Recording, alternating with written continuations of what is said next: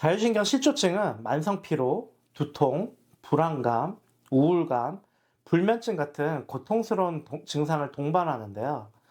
막상 병원에 가면 아무 이상 없다는 말만 듣게 되는 경우가 많습니다. 그래서 오늘은 지금 여러분들께서 겪고 있는 자율신경 실조증의 숨겨진 원인과 왜 그 해답이 단순히 뇌가 아닌 장애도 있는지를 함께 알아보도록 하겠습니다. 여러분의 몸 안에는 지금 이 순간에도 100조 개의 눈에 보이지 않는 미생물들이 살고 있습니다. 이 미생물들의 무게가 1.5kg이나 된다는 사실 혹시 알고 계셨나요? 사람의 두뇌가 1.5kg 정도라고 하니까 두뇌 무게만큼이나 되는 미생물들이 우리의 장 속에 살고 있다는 겁니다. 그런데 더 놀라운 사실은 우리 장 속에 살고 있는 이 미생물들이 우리의 기분, 감정, 심지어 일상의 결정까지 몰래 조종하고 있다는 겁니다. 달리 말하면 우리 몸의 자율신경을 조절하고 있는 파일럿이 뇌가 아니라 우리 뱃속에 살고 있는 미생물들이라는 거죠. 마치 공상과학 같은 소설 같은 거라고 생각하시나요? 하지만 놀랍게도 이건 최신의학 연구가 밝혀낸 엄연한 사실입니다. 오늘 저는 현대의학의 가장 흥미로운 발견 중 하나인 장뇌 축의 비밀에 대해 말씀드리려고 합니다. 먼저 자율신경 실조증으로 고생하시는 분들께 꼭 드리고 싶은 말씀이 있습니다. 병원에서 검사 결과 이상 없습니다라는 말을 듣고 오셨더라도 여러분이 느끼는 불편함과 고통은 분명히 실제하는 겁니다. 여러분이 느끼는 만성피로, 두통, 어지러움, 소화불량, 가슴 두근거림, 불면증, 손발저림, 불안감, 이 모든 증상들은 여러분의 상상이 아닙니다. 그냥 내 성격이 예민해서 그래 하고 스스로를 탓하지 마시고요. 이런 증상들은 여러분의 몸이 보내는 진짜 신호입니다. 그럼 병원 검사에서 뚜렷한 이상이 발견되지 않는 이유가 뭘까요? 그건 현대의학의 검사들이 주로 조직의 물리적인 변화나 손상만을 찾도록 설계되어 있었기 때문입니다. 자율신경 실조증은 신경계의 기능적 문제이기 때문에 일반적인 검사에서는 잡아내기 어렵습니다. 자율신경 실조증을 이해하려면 먼저 자율신경에 대해 알아야 합니다.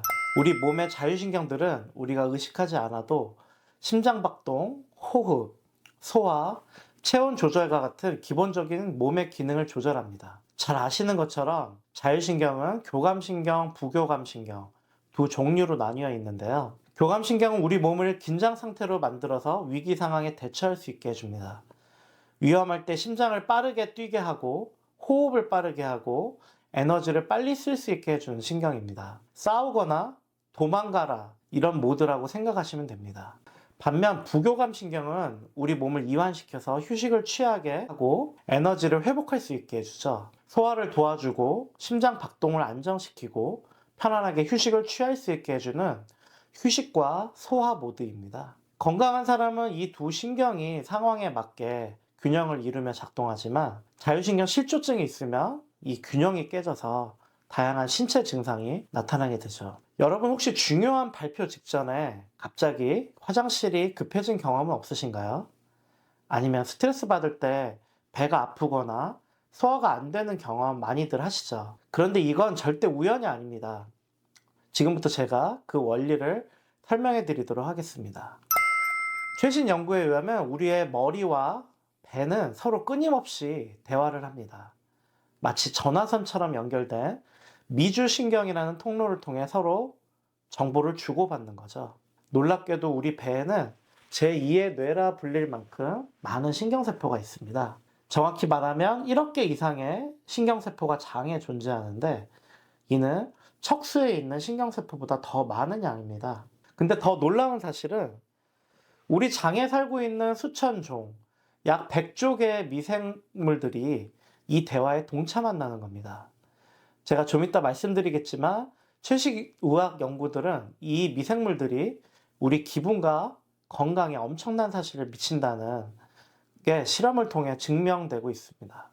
여기서 더 재미있는 사실을 하나 말씀드려 볼까요? 여러분, 우리를 행복하게 만드는 세로토닌이라는 호르몬이 있다는 사실 아시죠? 그럼 이 세로토닌은 어디서 만들어질까요? 뇌라고 생각을 하시겠죠? 근데 놀랍게도 이 행복 호르몬은 95%가 우리 뇌가 아닌 장에서 만들어집니다. 그러니까 이게 무슨 말이냐면 우리가 기분 좋고 마음이 편안하고 잠을 잘 자게 해주는 이 물질이 사실은 뇌가 아니고 뱃속에서 만들어지고 있다는 사실입니다. 그리고 이 세로토닌은 행복뿐만 아니라 기분 조절, 수면 주기 조절, 식욕 조절, 통증 인식에까지 관여합니다. 그럼 이 세로토닌이 부족해지면 어떻게 될까요? 우울해지고 불안해지고 잠도 안 오고 작은 일에도 예민해집니다. 어떠세요?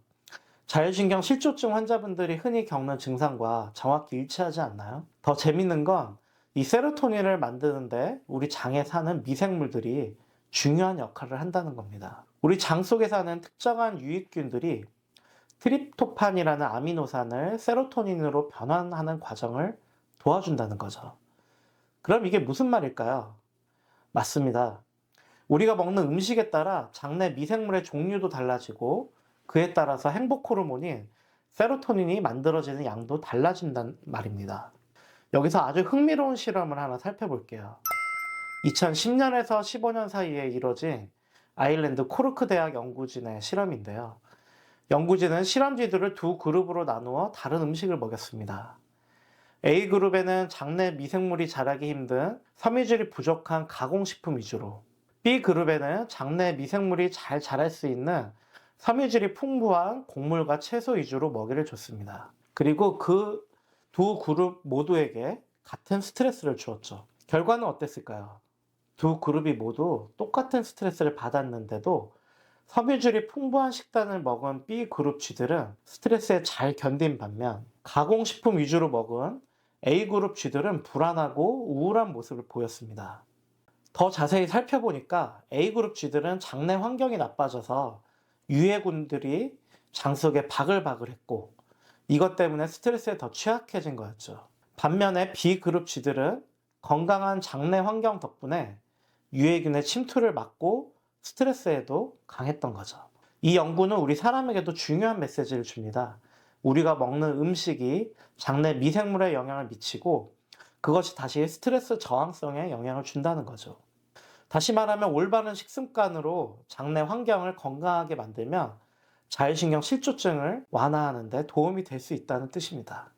자, 그럼 한의학적 관점에서는 자율신경 실조증을 어떻게 보는지에 대해 말씀을 드릴게요. 한의학에서는 2000년 전부터 이미 비위라 불리는 소화기관이 인체의 건강의 중심이라고 봤습니다. 현대의학이 15년 전에서야 발견한 장-뇌의 연결성을 한의학에서는 이미 2000년 전부터 알고 있었던 거죠. 한의학에서는 비위가 약해지면 사려가 과다하게 된다고 설명했습니다. 이건 소화기관이 약해지면 지나치게 많은 생각을 하게 되고 정신적 스트레스가 커진다는 의미입니다. 사려과다란 쉽게 말해 걱정, 근심, 불안이 많아져서 하나의 생각에 과도하게 빠져들거나 여러 생각이 머릿속을 끊임없이 맴도는 상태죠. 그리고 사려과다하면 다시 비위가 상한다는 말이 있는데요. 이건 과도한 정신적 스트레스가 다시 소화기관을 약화시킨다는 뜻이죠. 이런 악순환이 바로 자율신경 실조증의 핵심 메커니즘 중 하나입니다. 앞에서 제가 얘기해드린 내용을 기억해 보시면 이제 이해가 완전히 되실 거예요. 이렇게 자율신경 실조증 환자가 장 기능 장애를 같이 가지고 있는 건 절대 우연이 아닙니다. 지금부터는 저희 한의원에 오신 환자분의 예를 들어서 자율신경 실조증과 장뇌 연결의 관계를 더 구체적으로 설명을 해드리겠습니다. 그 환자분은 35세 여성 직장인이셨는데요. 이분은 6개월 동안 두통, 만성피로, 소화불량, 불면증으로 고생을 하셨고 병원에서는 더 이상 원인을 찾을 수가 없어서 대학병원까지 가셨죠.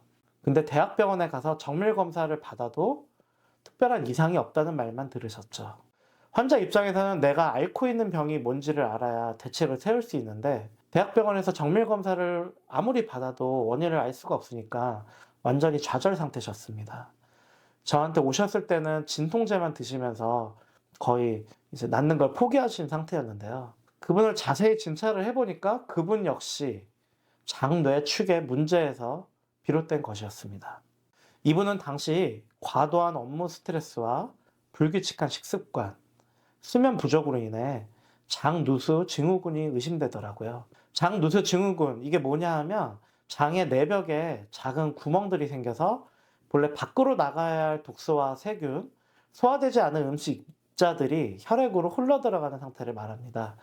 이렇게 혈액으로 흘러들어간 이물질들은 면역 반응을 일으키고 염증을 만들어내죠.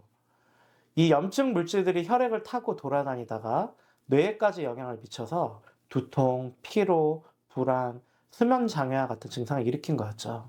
이렇게 해서 뱃속 문제가 머리 증상까지 유발시킨 경우였습니다.